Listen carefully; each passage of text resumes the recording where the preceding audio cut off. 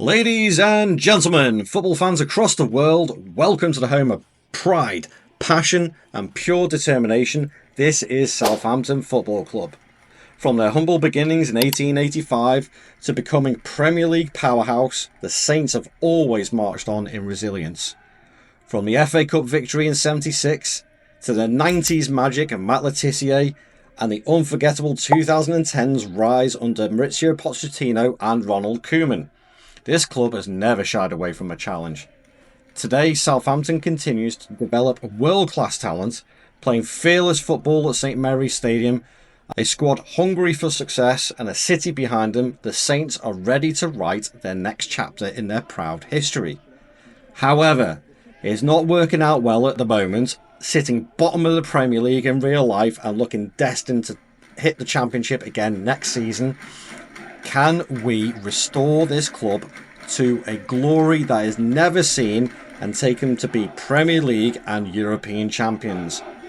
Come along on this journey to find out whether we can make Southampton the most dominant side in Europe.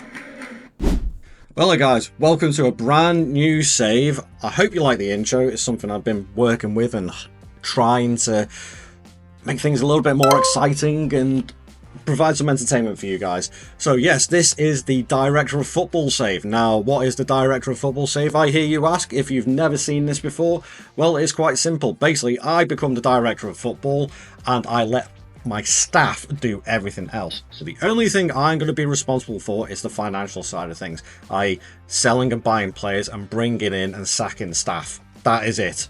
That is all I control. So it is down to me to make sure I have the right staff in place. I also have the money in place. It's pretty tough with Southampton because obviously, as we can see in real life, they are rock bottom of the Premier League. They are struggling massively. They are without a doubt destined to go back down to the Championship this season. So that is basically a nail in their coffin. And personally, unless they get it right first time around again, they are going to struggle to get out of the Championship because there's some big hitters in that league who are vying desperately to get into the Premier League themselves. The Championship is one of the most competitive leagues in the world, without a doubt.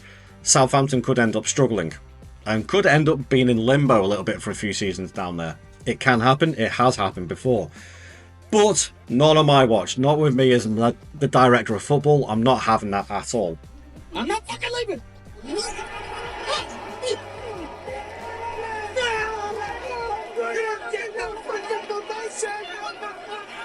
The show goes on. So, first things first, financially wise. Well, debts and loans. We have a little bit of net debt, a little bit of transfer debt. Not overly fussed about it. There is a bit of a transfer budget in there for 21 million.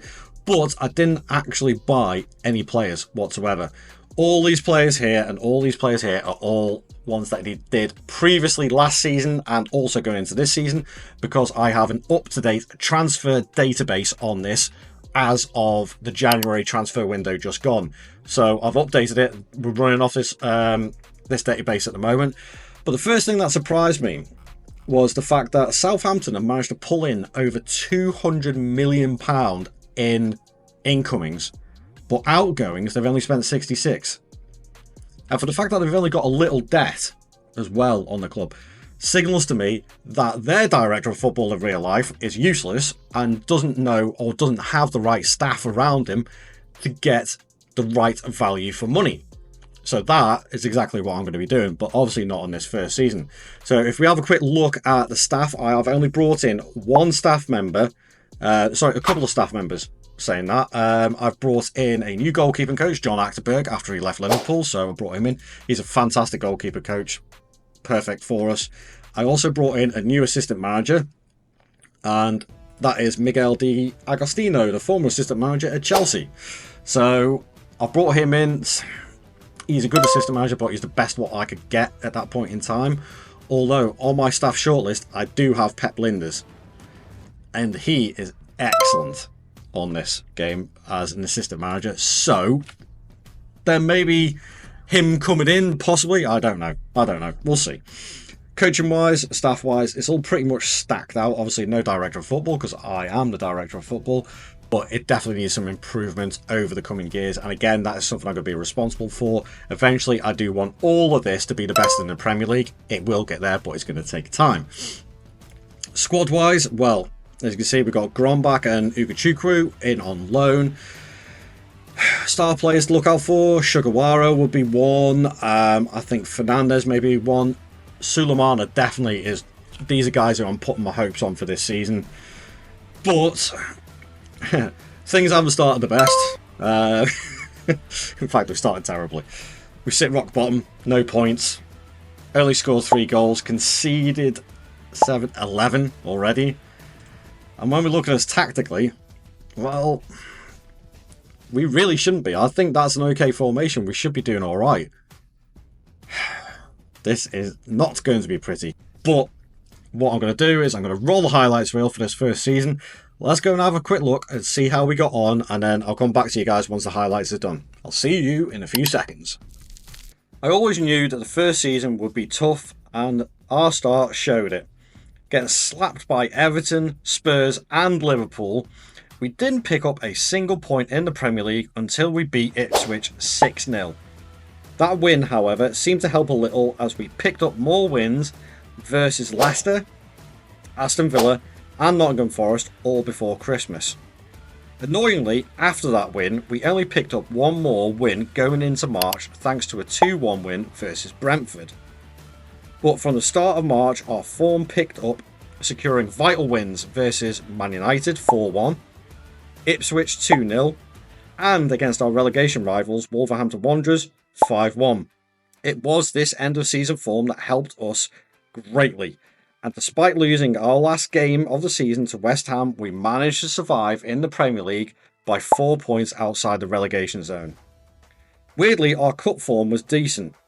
Beating Bournemouth, Sheffield Wednesday early on, and then beating Fulham, we were eventually knocked out of the Carabao Cup by Wolves in the quarter-finals. The FA Cup was similar also. Early round wins versus Hull, Bolton and Derby led to a quarter-final tie versus Chelsea, who we beat 2-1, to face Spurs in the semi-finals, who after a long, tough slog beat us on penalties to knock us out and go on to the FA Cup final. Eesh. Okay, let's go straight into it. League table-wise, 15th, 4 points above the relegation zone. If we have a look at our form towards the end of the season, we almost blew it. Almost. 2 draws, 2 losses and a win. Even if we just picked up a couple more points on those draws, especially the home one against Palace, it would have made things a little bit more comfortable. But all in all, the target was to survive and make sure Southampton survived this season to keep us in the Premier League. That is what we needed, and we did it. Just, I don't ever want to have our team back in that position again, and it is not going to happen on my watch. I don't like relegation fights, that was close, but I'm happy. Wolves going down is a bit of a surprise. Forest going down is even more of a surprise. Leicester, not so much. But we did have a couple of good cup runs as well. The Carabao Cup, we got knocked out by Wolves, who eventually went to the final and got beat by Spurs. Okay. Spurs knocked us out in the semi-final of the FA Cup and went on to beat Forest. What is going on here? Spurs winning a cup double. That is never going to happen. Ever going to happen. Postecoglou is so overpowered on this game. It's ridiculous. He's still got he's still the manager. He's ridiculous. I mean, they finished second with 3 points behind Liverpool, who won the league, ironically enough. But that's never going to happen. Never, ever going to happen. Tactically wise, it did get changed part of the way through the season to a 4-2-2, basically. We needed a couple of strikers. We just needed more goals more than anything else, and that's exactly what happened, because with that change of formation it meant that Archer and Stewart could play up front together, and Stewart got 16 goals in 18 games. Best player of the season by far, and saved our season as well. But besides that, as you can see, the issues are strong. Okay, Adam Armstrong not at a club. 13 goals from Archer, 16 from Stewart, and then our next goal scorer was Sulemana with 6, 12 assists from Sugawara with 4 goals. Yeah, we have got our work cut out here. We do have some very talented players coming back as well. Amo Amior again, a very young winger, very pacey, got a lot of potential. Could be using him a lot. Samuel Edozie, who came in from City, I think it was. Yeah, it was. Again, another very talented player. I wonder whether we can keep him around. And obviously, there was also the very young talented, a player who I've personally been impressed with this season in real life is Tyler Dibbling. This lad should be getting a boost up come the next game, whenever that is coming out. But he has got a lot of talent. I don't think that's reflected as well in this, to be honest. So, yeah, we've got some very, very talented players, but we've also got a lot of players coming back off loan. If we have a look at the financial side of things, debt's gone. We've only got a bit of transfer debt, so that has helped. 72 million in the transfer budget, plus a lot of players that are going to be sold on. I have a feeling that season number 2 is going to be a bit of a spend. I've got to bring in a lot of players that I want for this team to make sure that not only they survive, but also bring in the players that can take the team to the next level and actually start pushing up into the mid-table and the European spots. I want it to be a gradual progression. I'm hoping it's not going to be like second season we go on and win the league and then we just drop right off. I don't want that. I want to see a gradual progression, so that's the way I'm going to treat it. But there we go. That is the first season done of the Director of Football. We've managed to survive the Premier League. I'm very, very happy with that. But what is also better is if you leave a like and subscribe to the channel if you enjoyed this content, and to keep up to date with the next episodes that are coming out for this series. Probably going to be going on and on. I don't know how long this one's going to take, but the target at the end of the day is to make Southampton the #1 team in England and also the #1 team in Europe.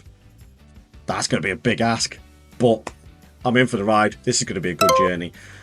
So join me for the next episode, and I'll see you guys in the next video. Thank you very much for watching. I'll catch you later. Ta-ra.